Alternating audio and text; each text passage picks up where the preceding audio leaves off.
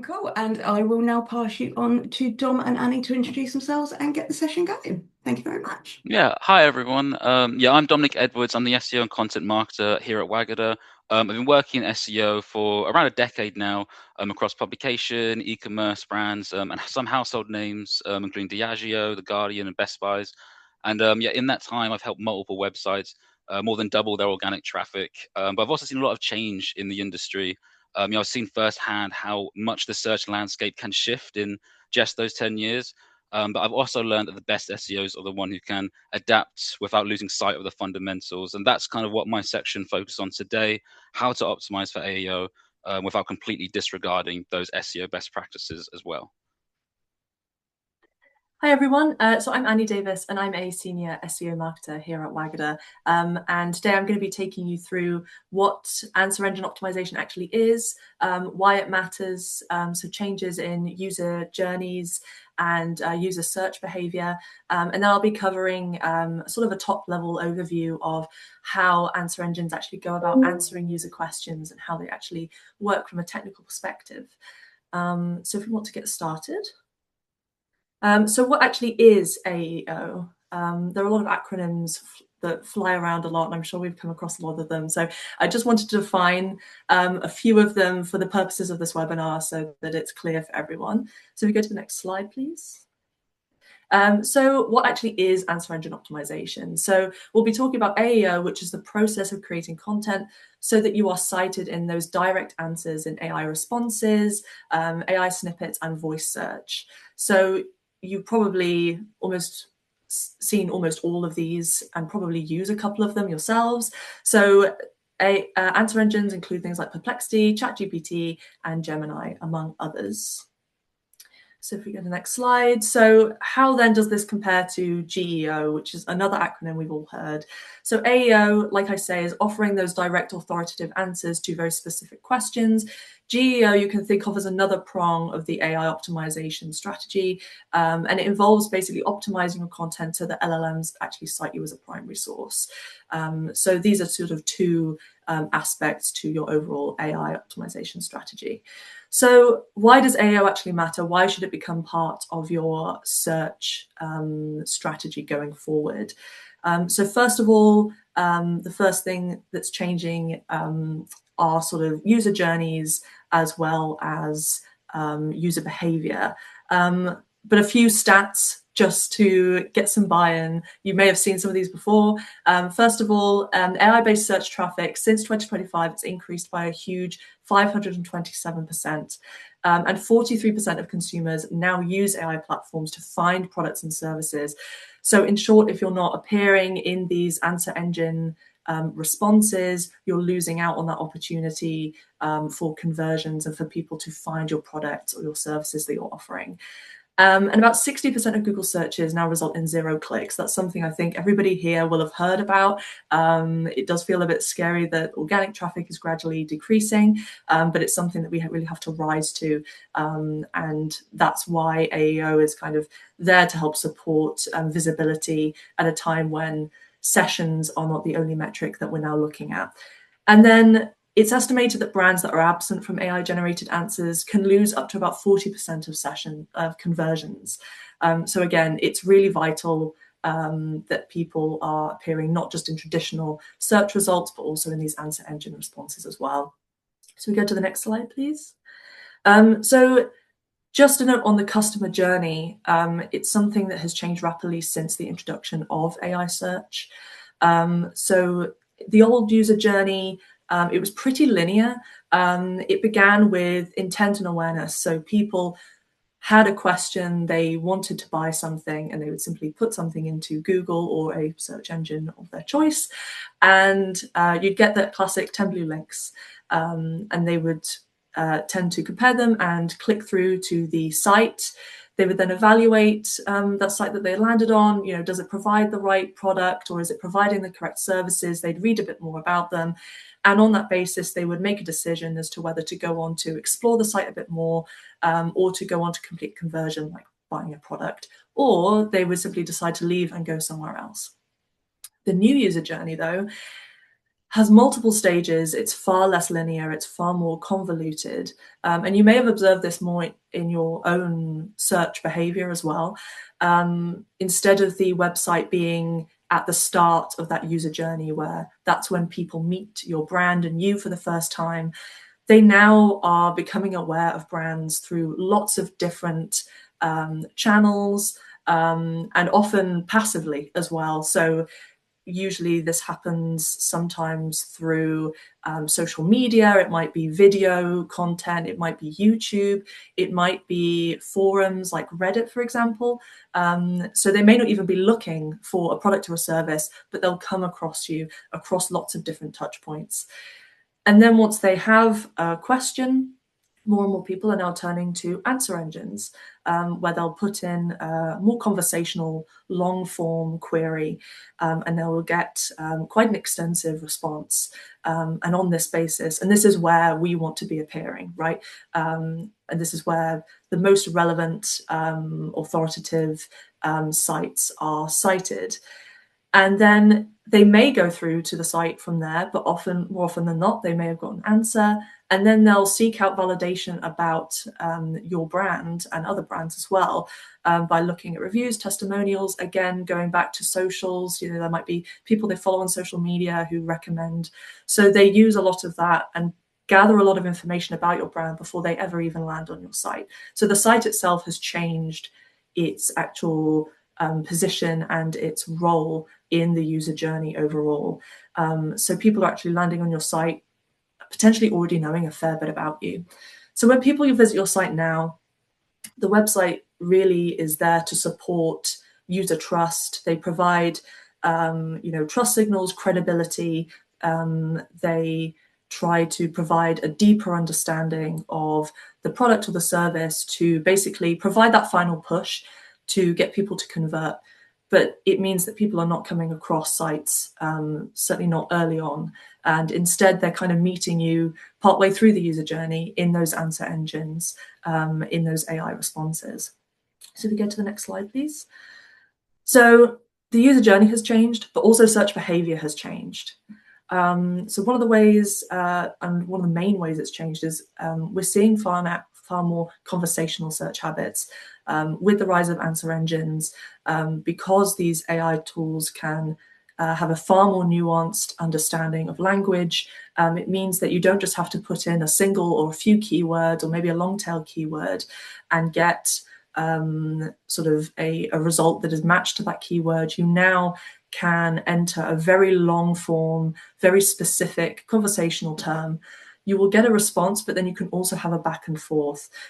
So we're seeing that change where people can then and ask that initial question, but then narrow it down further and further by having that back and forth with the answer engine. And that means, like I said before, people coming to your site don't actually need to click through, and it means that when they're coming there, they often know a bit more about you, and it kind of changes why they're landing on your site in the first place. So if you go to the next slide, please. So then another aspect that has changed that I'm sure we're all aware of is that zero-click searches are on the rise. About 50% of searches now end without a click. So it means that the metrics that we're using to measure success are inevitably changing. And this is because with AI search, people are expecting to receive the information they want in a short, quick snippet in answer engines. So directly from an AI summary, people very rarely will explore further. Typically, with AI overviews, you'll have the sort of the cited sources on the right, for example. You'll be able to see the sites that are cited, but typically they'll take the response they get and they won't necessarily explore further. And this has led to a rise in what we call zero-click searches. So you can't take clicks to your website and sessions to your website for granted anymore. So making visibility in these answer engines absolutely vital. So next slide, please. A benefit of this, you could say, is that we have higher intent website traffic. Because users get this information up front, they don't actually have to click through to sites to actually get the information. It means that those who do click through do show a stronger intent to convert. So that might be, going on to complete a sign up for a newsletter, for example, or a membership, or ordering a product, or signing up for ordering a service, something like that. So it means that in order to gain visibility among this higher intent website traffic, you need to be in these AI overviews and these answer engine responses. Otherwise, you potentially miss out on this higher intent, higher quality traffic. So next slide, please. So we've covered then why AEO is important, why it needs to become part of your strategy. User journeys are changing and user behavior and search behavior are changing. So I'm going to cover briefly how answer engines actually surface and select content. I'm not going to go into too much depth here, but it's really important to understand basically how these answer engines go about selecting content, because it helps you to understand why the tactics we're going to discuss later are helpful and relevant. Otherwise, they may feel like they're out of context, and it may be harder to understand why these tactics work. So looking at the first step then, and this is kind of a big area where answer engines vary from traditional search. Answer engines have a far more sophisticated understanding of language. They use their knowledge of patterns in language and knowledge of relationships between words through something called natural language processing to not just identify the keywords and match the keyword in the query to keywords in web pages like traditional search did. Now it identifies nouns and verbs and uses entity recognition to understand the intent and the context of the query. So what are people actually asking for? What kind of result therefore needs to be given as a response? So step 2 is where we get particularly interested in terms of understanding what's important for us. So the step 2 is information retrieval. And the information that answer engines use come in 2 groups. There's the training data, and then there's the live data. The training data is huge static data sets that the AI was originally trained on, and you can think of it as forming the foundation of what it quote unquote knows, basically. And the training data is formed of huge numbers of different kinds of media. This can be web pages, forums, books, social posts, PDFs. The problem is that this data is static. That means that it doesn't update very regularly. It updates maybe about 6 months or so. So that's why answer engines then supplement this training data with live data. So it pulls the relevant data to answer the question and supplements it with live data from websites. And this is called retrieval augmented generation. And they use this to find up-to-date information across the internet. And this is how AI tools are able to answer real-time queries. If you're asking what the weather will be like in 3 hours' time in London, for example, the training data won't be very helpful for that. So it uses that live data to supplement its knowledge and provide the most effective answer. And really why this matters for us is that ultimately with your answer engine optimization, you want to be appearing in both sets of these data. You want to be appearing in the live data that they're pulling as and when somebody asks a question to provide up-to-date information. And you want to be appearing in that training data that it relies on a day-to-day basis. So we go to the next slide. So it's all well and good, obviously wanting to appear in that data, but how do answer engines actually choose sources and how do they prioritize sources? So it's a bit like traditional search. There are a lot of different factors that feed into whether you're going to be cited in AI in answer engines. But some of the most important ones include relevance. So does the content directly answer the user question? Crawlability as well, or accessibility for LLMs. A lot of websites do not allow access to LLMs without even realizing it. And this means that the LLMs cannot access the information on your site, which means that you won't be appearing, or it'll be certainly far harder for you to appear. Clarity as well is extremely important. So is the source written in a way that answer engines, the LLMs, can understand? Can they pull and extract that information quickly and clearly? Is the structure clear so that they can extract and essentially replicate that information quickly in a user query. Then finally, trust is a huge factor, both in traditional search and in AI search as well. Does the source have sort of good domain rating? Does it have a good credible backlink profile, and does it provide a lot of trust and credibility signals, and is it associated with a lot of good credibility signals as well? So that's how they sort of evaluate which sites and which pages they're going to present. So step 3, another part of that information extraction, aside from using the training data and the live data, they will take that original query and they won't just answer that initial query. What the answer engine will then do is fan out to basically a lot of related sub-queries that it understands are related to the initial question that was asked. And it uses these sub-queries to essentially enhance and augment what it was its answer, to not just answer the initial query, but lots of related queries as well. You can compare this to traditional search, where you had, initially you had one query and one result, and then it kind of became a bit more sophisticated, where you could have multiple queries that were written slightly differently, but it was understood that they had the same intent behind them. And so you got the same result for a variety of slightly different queries, but with the same meaning. And with answer engines, they kind of flip that around so that one query becomes multiple other subqueries. And it's these subqueries as well that we want to be appearing in. So just as an example of a query fan out, I asked ChatGPT the other day, can you plan a hike for me in the Brecon Beacons in Wales in September? So it not only did it provide me with a list, but the response was augmented and expanded to basically address all of these other related subqueries that it had fanned out through. So some of the queries that it also generated and found as part of its query fan out were things like Brecon Beacons weather, September 2026, Brecon Beacons hiking trails for different skill levels, transportation accommodation, and hiking events in Brecon Beacons in September. So it's not just answered my initial query, it has fanned through lots of other related subqueries, and a lot of these subqueries actually don't have much search volume, if any at all. But they're also extremely valuable for creating a far more comprehensive response to a user query. So I got not just the hikes, but I got the hikes categorized by different skill levels. It told me how to prepare for the weather in September by telling me what it typically was like. And it understood if you're going hiking, you'll want accommodation before and after, and transportation links as well. So that's an example of query fan out.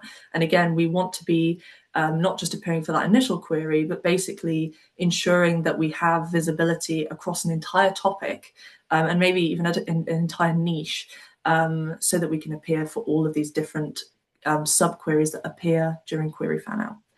So that brings us to the final step, which is synthesis and response. So the answer engine has taken the live data, it's taken the training data, it's gone through the query fan out stage to identify not just initial query, but related subqueries. It has taken this all together and has used this to answer and provide a far more detailed, comprehensive answer. So it synthesizes all of this information to create that comprehensive, far more polished conversational response that we see in answer engines. So in short, that's how answer engines work. I hope that's kind of made sense. Hopefully not too technical, but I think that really helps us to understand what our answer engine optimization strategy is actually trying to achieve. Where are we wanting to end up? And I hope that kind of puts it in a bit more perspective. So I'm going to hand over to Dom now, who's going to take you through how you actually go about creating and crafting that answer engine optimization content strategy. Over to you, Dom. Awesome. Cheers, Annie. Thank you. Hi again, everyone. I wanted to start with a slightly strange story. So when I was a kid, I used to spend hours sorting the books on my bookshelf. I'd organize them by color, and then I'd take them off the shelf and I'll start again. And this time I'd organize them by heights, by width, and then by theme. I'd put adventure books together, I'd put fantasy books together. And, I used to read all the time when I was a kid. So books were the thing that I kept organizing over and over again.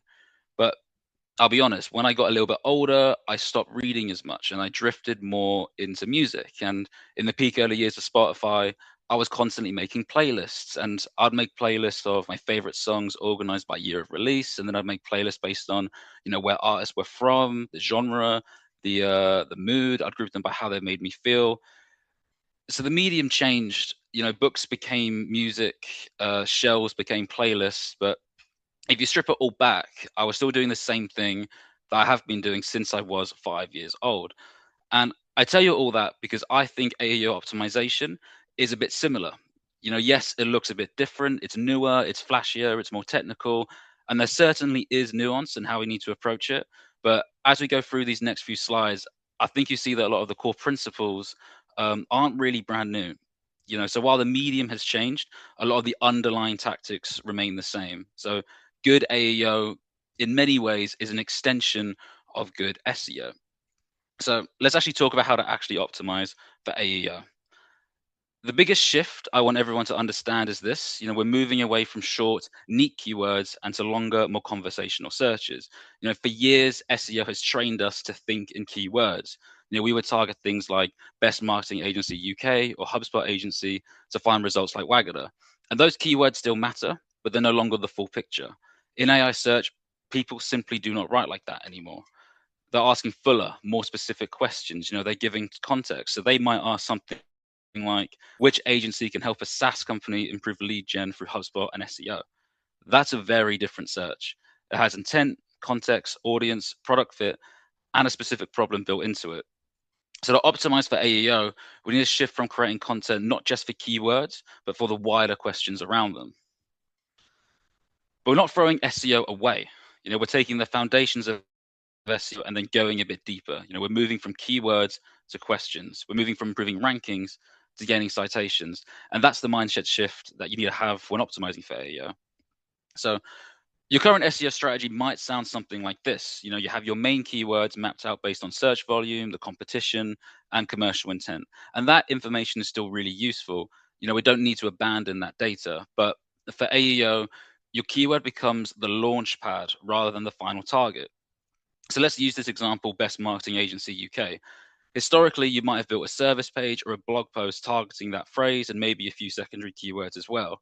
But now we really need to kind of unpack the context around that phrase. What does someone actually mean when they search for that? Are they looking for an agency for e-commerce? Are they looking for a B2B agency? Do they need HubSpot support? Are they comparing agencies? Are they trying to justify budget internally? Those are the questions that you need to think about and that matter. And optimizing for AEO is about finding those deeper questions and then building content that answers them clearly. And the key place to start is to take your existing keywords and then expand them into longer tail versions. So for this example, we might build something like, what should I look for in a UK marketing agency? How do I choose a marketing agency for a B2B business? These types of searches and prompts are what AI engines are built to respond to. They're more specific and they're more useful, and often they're closer to the actual decision-making process. So how do you find these questions? The honest answer is that we don't yet have the perfect data for AI search. In traditional SEO, you can look at search volume, you can see that keyword difficulty, you can use tools to understand demand and then target accordingly. With AI tools, we don't have that same level of data yet. We can't see exactly how many people are asking ChatGPT, Gemini, Perplexity, or any other AI model a specific question. So this means a lot of this is estimation, but it doesn't need to be a wild guess. There are several places we can look to turn stabs into the dark into solid approximations. And the first place is your Google Search Console. Look at the questions people are already using to find you. Look for your long tail queries as well. Anything starting with how, what, why, which, best, compare, cost, or should I. Those are useful signals that can show real demand that you should think about answering in your content that you're optimizing. The second place is also the people also ask section in Google results. It's useful because it shows follow-up questions about your topic and follow-up questions that Google already understands as being connected. So it gives you a good starting point for your AEO research. And the first place is actually your own SEO tool, whichever one you use. Most will let you look at questions related to the keyword that you're targeting. So again, this is a really useful way to expand from a short tail, simple keyword into a longer list of prompts and searches. And the fourth place is a query fan out tool. So extending from what Annie kind of said, it can be a really useful starting point to actually see what those query fan outs are based on the keyword that you're searching. And these tools are really useful because they actually pull out the searches these tools are making in the background. I can message, if you message me on LinkedIn later, I can send a link of the tool that we use to kind of help you get started with that. The fifth place is also your paid search data. I think this is really useful because paid search often tells you where the money is. If you have a paid search campaign running, look at the terms that are converting and then try and turn those terms into questions. So if HubSpot marketing agency is a money term for you, target, what does a HubSpot marketing agency do? How do I choose a HubSpot marketing agency? That can give you a lot of commercially useful AEO targets. And the sixth place is looking at your real human conversations. And this is where I encourage you to kind of step out of the data for a second. What do customers ask on sales calls? What questions come up during onboarding? What objections do people raise before buying? What are you explaining over and over again? Because those aren't just customer service questions, they're content opportunities. You should add those to your AEO strategy. And finally, a sneaky seventh tactic is that you can actually use AI itself. That's not cheating. If you ask ChatGPT to turn your target keywords into customer questions, it can generate, informational, commercial, and comparative-led questions that can be quite helpful to get started. It won't always be perfect, but it'll be a good kind of starting point. And like I said, that launch pad into your further investigation. And with all of this, the goal is really, really simple. You want to turn your keywords into thoughtful, long-tail questions.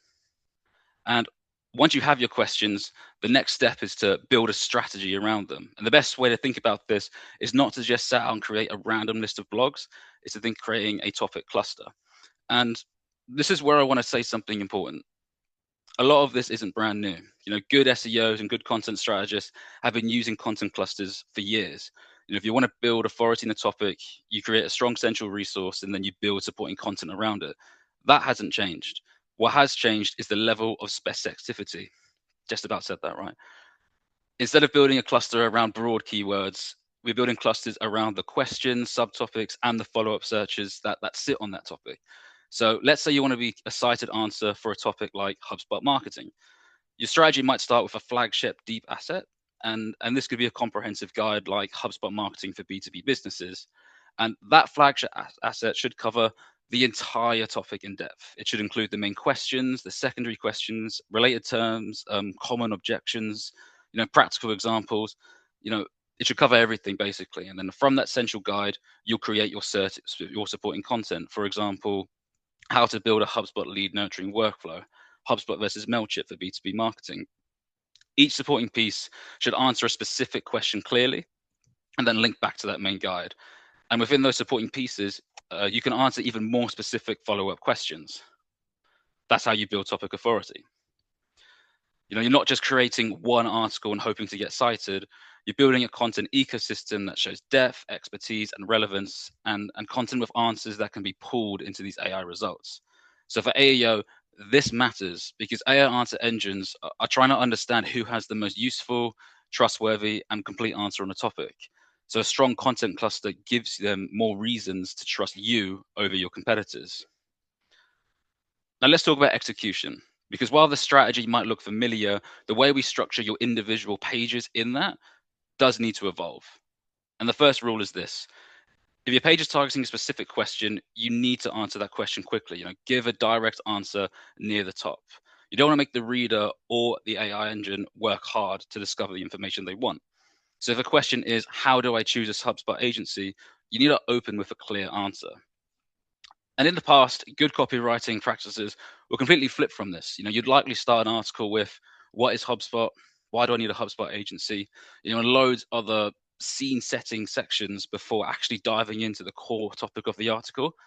And that's probably hurting your performance. So you need to flip that script now. And the second rule is also to use question-based headings in your content. If you found that people are asking, how much does a HubSpot agency cost?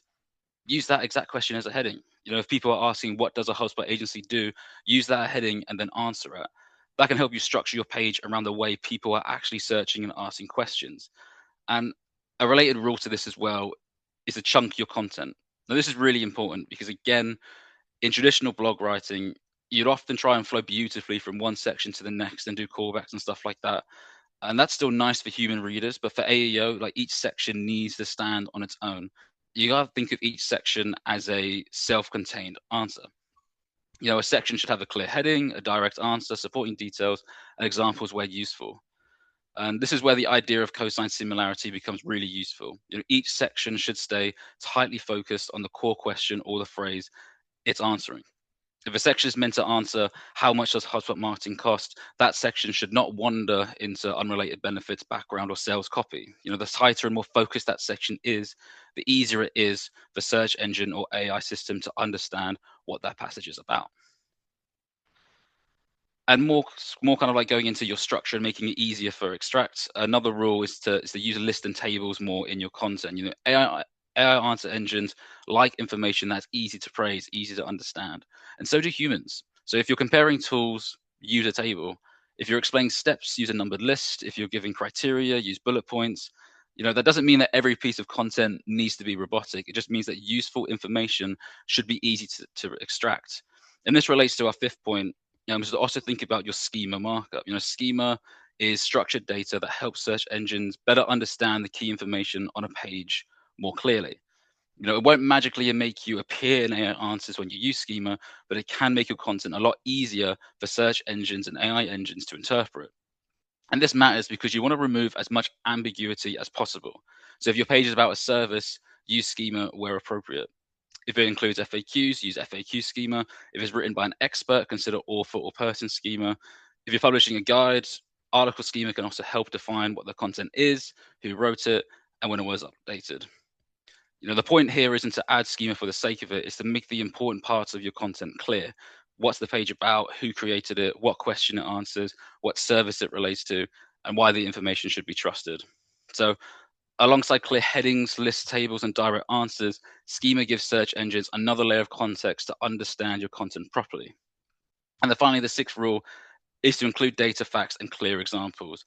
AI wants to sound confident and useful, so you need to give it material to do that.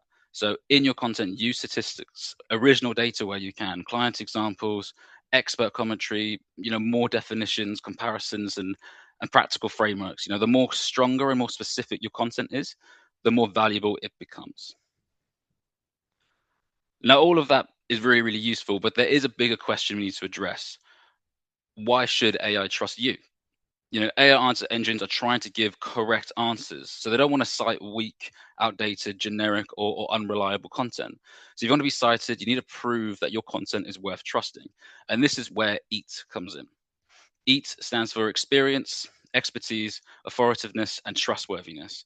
In practical terms, it means showing that your content has been created by people who know what they're talking about. And there are a few ways to strengthen this to help you get cited in answer engines. I think the first and the most important for me is to use author bios. A byline is useful in your content, but I think a deeper author bio page is a lot better to link to, because that page can then help explain, the author's experience, their credentials, their specialisms, and their role. And if you can add author schema, even better. The second thing is also to keep your content current. AEO and AI in general moves really quickly. And I've seen that a lot of outdated content has a much weaker chance of being trusted. So even if your article is a year old and the topic has changed, it's a good idea to refresh it if it's a core page on your website. Update the examples, add new data, check the recommendations that you make. You just want to make and also make the date visible as well, so AI knows that it's fresh and current. The third thing for EAT as well is to include expert insights. You don't just want to write what everyone else has already said. You want to add a fresh perspective, and that might be commentary from your team, a real client experience, internal data through surveys, lessons from campaigns, just a fresh interpretation. You need to say something different and new. And fourth, you want to cite trustworthy sources where needed. If you're making a factual claim, back it up. This matters for readers, but it also matters for AI systems trying to judge the reliability of the content you're producing. Now, a really key part of AEO is that your content needs to be better than what is already out there to become the cited answer. That sounds a bit obvious, but it's often missed. If you look at the top ranking content and then just repeat the same points, you're not giving Google or AI a reason to choose you.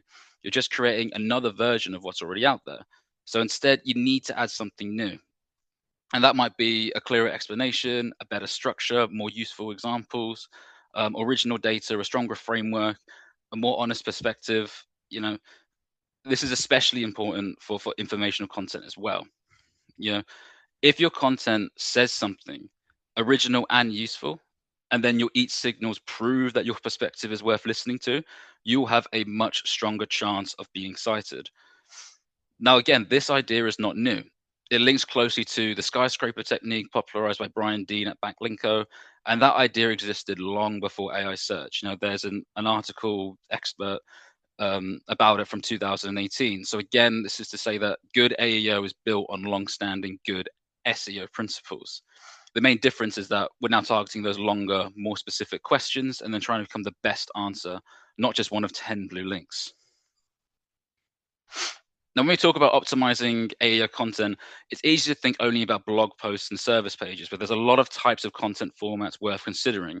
The first is something they've already mentioned, the comprehensive guides. These are your flagship resources. They help build authority and give you essential asset to support your wider content cluster. But a second good type of content format for AEO answers is comparison content. Tools are often used for decision making, so creating comparison content can be very valuable for you. For example, we can do, for our previous examples that I've used already, you could do HubSpot versus Salesforce, or agency versus in-house marketing, SEO versus PPC for lead generation. This helps you be the desired answer when people are looking for information and the best choice in the service that you provide. The third kind of content type is listicles and recommendation content. This matters because AI answer engines are often citing existing listicles when recommending tools, services, or providers. So if your competitors are appearing in best of lists and you're not, then there's a big visibility gap and they're probably going to get cited over you. Now, this is probably one of the harder parts of AEO optimization because sometimes the best way to influence these results isn't just changing your own website. You may need to earn visibility on third-party sites. If someone is writing listicles about the best HubSpot marketing agencies, for our example, or the best SEO agencies or the best tools in your space, it may be worth reaching out and asking how you can be included in those. Third-party citations is a really strong signal to engines that you should be included in the answers. And the fourth content type to consider for AEO is video. Now, YouTube can be very influential in AI search, especially where video results, transcripts, and rich results are relevant to what they're searching. So if you have a big comprehensive guide, think about turning that into a series of short videos, and each video can answer one specific question. And make sure the title, the description, the transcripts, and the chapter structure are optimized around the questions that you want to optimize for and that you're targeting in your AEO strategy. Now, the topic that you're writing about may not feel glamorous enough for video, but that can actually be quite a big opportunity. A lot of YouTube content is around broad, popular topics. So there may actually be a gap in your niche that if you feel that, your videos can become cited sources for AEO answers. And the fifth kind of content type here is Reddit and more community content. Reddit can show up really frequently as a source in AI generated answers because it contains real people answering real questions. And that's kind of exactly what EAT is trying to show in your content. That is real. So a bit on Reddit, the approach for Reddit needs to be careful when you go in and try and answer questions and get cited and mentioned in Reddit threads. You don't want to go in and self-promote. You want to use a personal account rather than acting like a faceless brand. And you want to answer genuinely and be useful. So you want to show your credentials where you're relevant. So if someone asks a question in your area of expertise, you want to give a strong, thoughtful answer. For example, if someone in Reddit asked, is AEO actually worth investing in for a B2B business, or is it just another SEO trend? You can answer it like something like that. Now, this example works because it leads with experience. It gives a genuinely useful answer, explains the approach, and only then mentions the brand naturally. It doesn't jump straight into, we can help, book a call, which is exactly the kind of thing Reddit users tend to reject and won't probably work. So Reddit can be tricky because communities are very protective. If people think you're only there to sell, they will downvote you or remove you. But if you are helpful, this can be a really avenue. It can be a really useful avenue worth exploring. Now, after all that kind of information, how to optimize, let's talk a little bit about tracking and tracking the performance of your optimizations. And this could be one of the hardest parts of AEO as well. As Annie mentioned earlier, clicks and traffic are only part of the story. In fact, with AEO, you're not always trying to drive traffic to your website anyway, because by the nature of answer engine optimization, the user may guess most of what they need directly from the answer that they're provided. So they may not click through to your website unless they're ready to take action. So traffic isn't the only metric you want to kind of look at and see. You also need to track things like visibility, awareness, citations, and influence. So some of the key things to monitor here are your share of voice. So in AI metrics context, this means how often your brand appears in answers compared with competitors across the prompts that you're tracking. And you also want to look at search visibility. This is your overall presence in AI generated answers, including whether you appear, how prominently you appear, and whether you're included as a recommendation or relevant sources. As well as that, you also want to look at citations and mentions. Now, citations are when an AI answer links to your website as a source, while mentions are where your brand is named in the answer without necessarily being linked. You also want to track where you appear. So what topics are you appearing strong or weak in within your service area, as this can help you determine what new content you need to create or what kind of content you need to optimize for. You also want to look at which competitors are being cited, as again, this can help you browse what they're doing and maybe get some ideas of where you need to go for your content strategy in the future. And another metric is brand sentiment. You want to see how AI is describing you, and if it's describing you correctly, and if it's describing you positively, because if not, you may need to edit the content to help guide what it says about you. Now, there are specific tools that can help you with your AEO tracking. At Wagner, we use a dedicated tool for AEO tracking, but there are plenty of options available, and the right one depends on like your budget, your market, and your reporting needs. But whatever you choose, it's worth understanding how most of these tools usually work, because if you come from an SEO background, it will feel a little bit different to what you know. So in a typical AEO tracking tool, you usually upload the prompts or questions you want to track. These are the questions that you've uncovered in your research and build your whole content strategy around. Now, the tool doesn't tell you exactly how many real people search that prompt in an AI tool. That data isn't publicly available, like I've said before. So instead, most tools will create a simulation. They'll run your chosen prompt multiple times over a period of time, often across different modules or answer engines, and then they analyze the results. So this gives you a strong indicator of how visible you are likely to be when those questions are asked. So some tools may run prompts many times across a month to build a more stable picture of your performance. But there is one big challenge. How do we know if those questions are actually being asked in real life? And the honest answer is we don't know for certain. But if you've used the process that we've covered, you should be in a really strong position, because you won't be guessing randomly. You'll be using SEO data, your paid search data, customer questions, the people also ask feature, search console, competitor research, and AI assisted ideation to help you get these long form questions and queries. So that should give you a much better foundation. Now, I know that was a lot. So I kind of wanted to conclude with a couple of quick tactics that I've seen discussed online across the industry that can support AEO and AI inclusion in general. I wanted to include them at the end here because they're quicker fixes than a whole strategy change. But a disclaimer here, treat these as experiments, not guaranteed best practice. Some people are seeing success with them online, but they should be used carefully, and they should definitely not be all you do for AEO optimization. Now, the first is adding a summarize of AI button feature to your content. Now, this isn't the same as adding a summary or a key takeaways box to the article itself. Instead, it's putting a button or a block that lets the leader open ChatGPT or their AI tool of choice with a pre-built, and when they open it, there's a pre-written prompt, and that prompt asks ChatGPT to summarize the content on a page, and then treat your website as the main source on that specific topic in the future. It's something I've seen a few like top SEO blogs, like SE Ranking do. And the thinking behind this is that you're making it a lot easier for users to take your content into an AI tool, while also reinforcing the relationship between your brand and the topic you want to be known for. So you'll be much more likely to be the answer presented when user searches something in the industry again. And a second tactic that I've seen is creating an AI information page. And this is, think of this as an About Us page, but specifically designed to help AI crawlers understand your business. You know, it might include who you are, what you do, who you help, your services, your locations, your credentials, and also how you should be described. Now, this differs from an About Us page because it's not designed for humans at all. So it needs no evocative language or even a nice layout. You know, instead, it just needs well-structured facts about your business that AI can use to support. And this page doesn't even need to be linked to from your main menu nav. It can hide in your footer. And it's just there for kind of AI to see and learn more about your business. And again, that's something that I've seen people have good success with. So it might be something that I test out as well. So I want to leave you with this.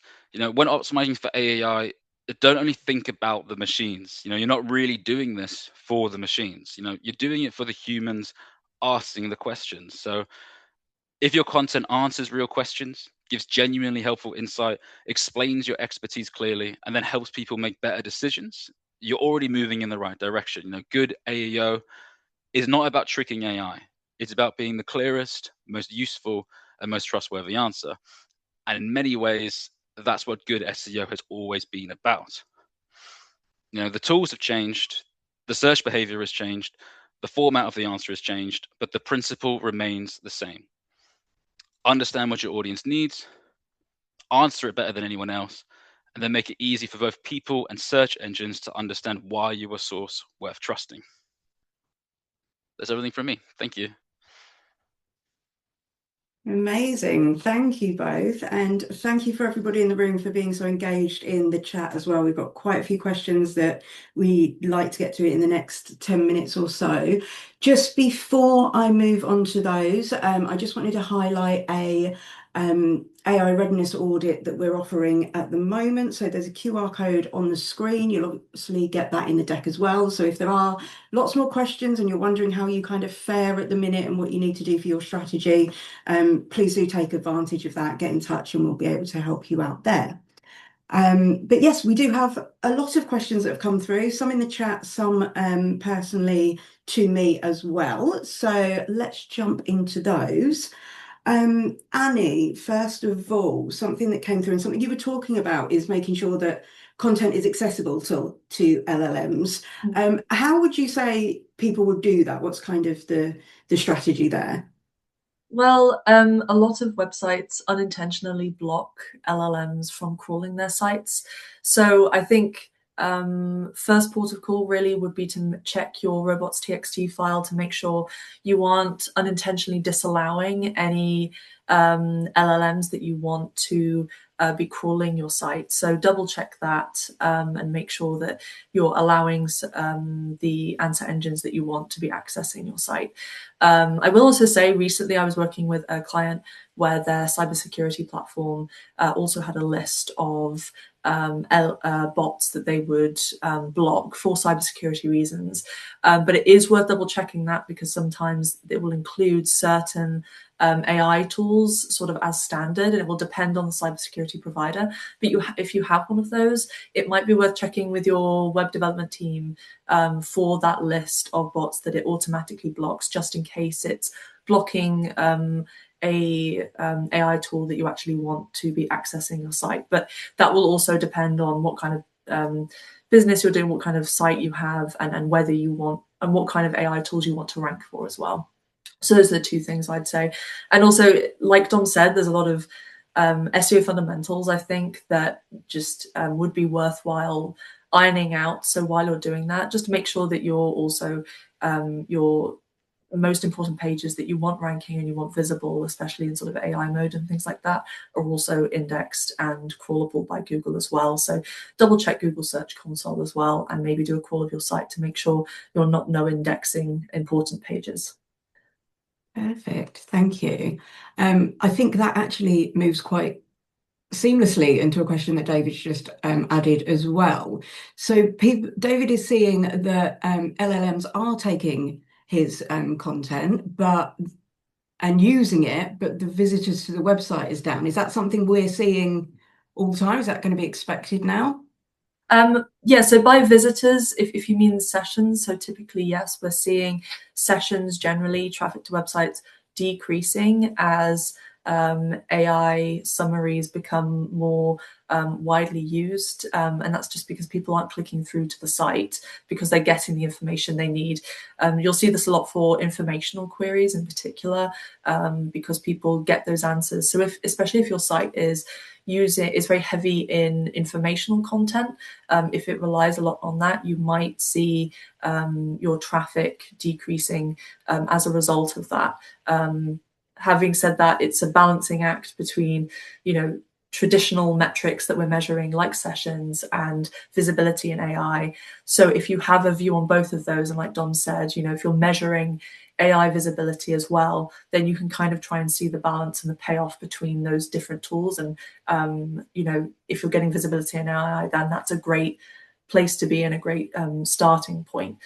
So worthwhile comparing the two. But yeah, I would say sessions in general, I think a lot of people have seen this across industries, across all sites, is that generally sessions are decreasing, even though visibility has stayed the same or even increased.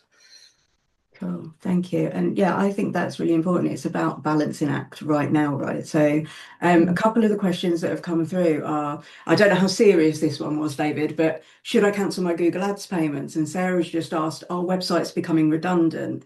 Would you guys say that it's very much about changing the strategy overall rather than just focusing on one? Or how do you feel about that? Good question. Want to go It's a really good question. I think in terms of the aspect of, is your website redundant, I'd say no, because that's primarily where a lot of the information for your AI kind of search is. That's where it lives. So that's what's feeding the information, and kind of everything kind of there.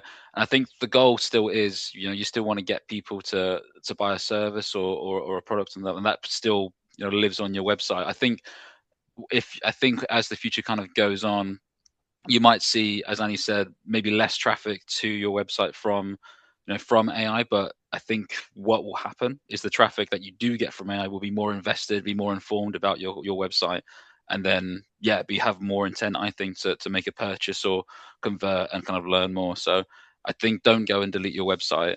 That's for sure.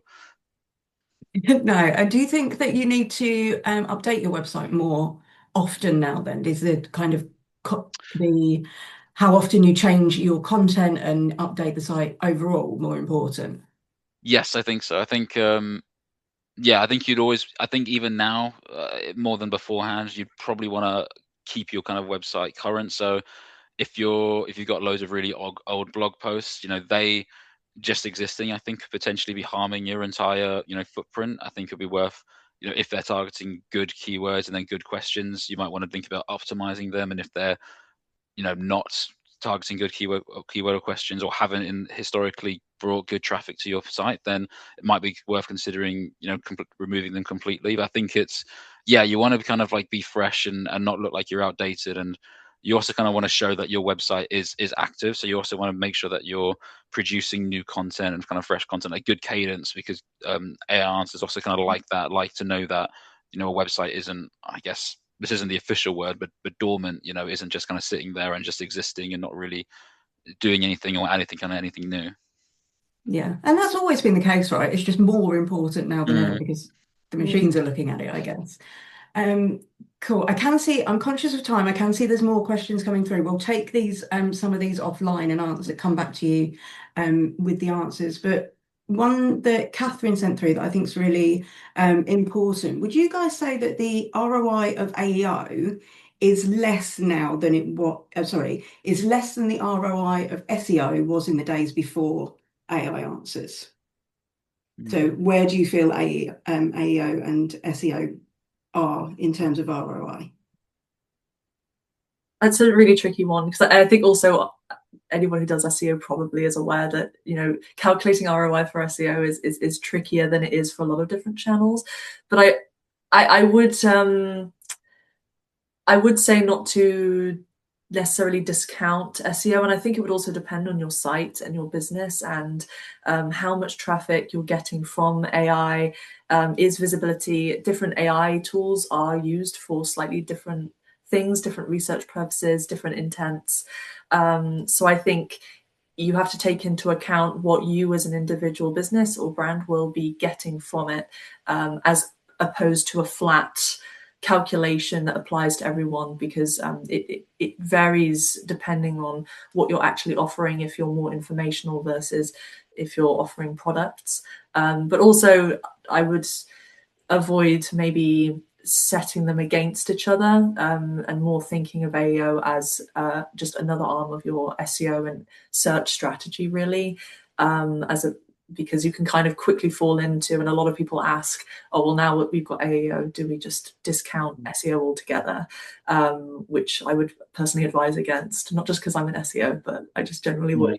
So, but that's my 2 cents. I don't know. Right. But do you have any thoughts on it, Dom? No, nothing more to kind of add. I guess just to double down what you said with the AEO being extension of SEO and not its own kind of separate thing.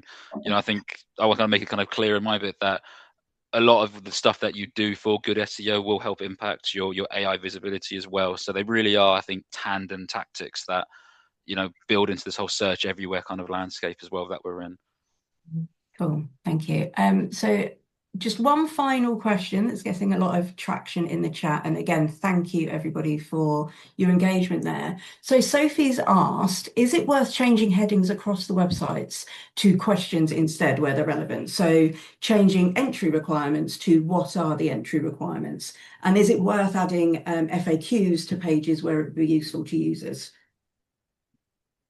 Yes, I think I'm nodding. Yeah, I think that's I think that'd be a really good approach. I think be mindful when changing your headings to questions on things like service pages. You want to make sure they still make sense, being posed as a question instead of like being posed as a statement. But yeah, having those questions again just makes it easier for AI to identify them and pass that whole kind of phrase into an answer. And then, yeah, your FAQs are a fantastic way as well to get in a lot of these secondary questions or follow-up questions into your content when they may not naturally fit, in the actual, body of that content there. So I think that both those kind of changes are 2 kind of really good changes, I think, that could help improve your visibility in AI.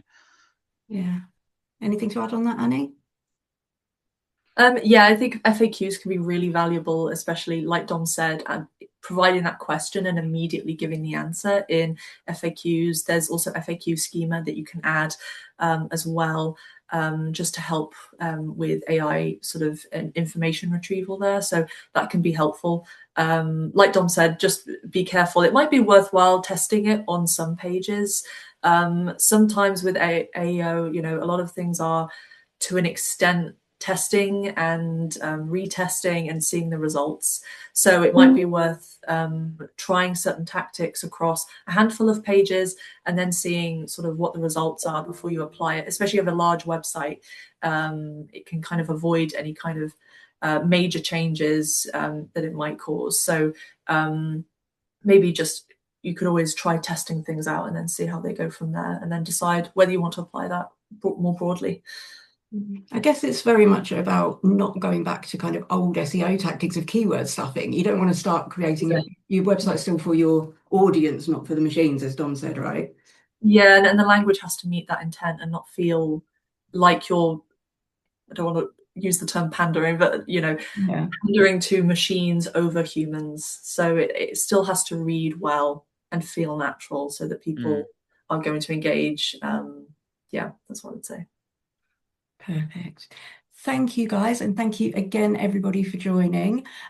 We will be sending out the deck and everybody's contact information in the next couple of days anyway, but if anybody's got any further questions, wanted to chat with us anymore, please do feel free to get in touch. We'll leave it there, and thank you very much. Have a good rest of your days.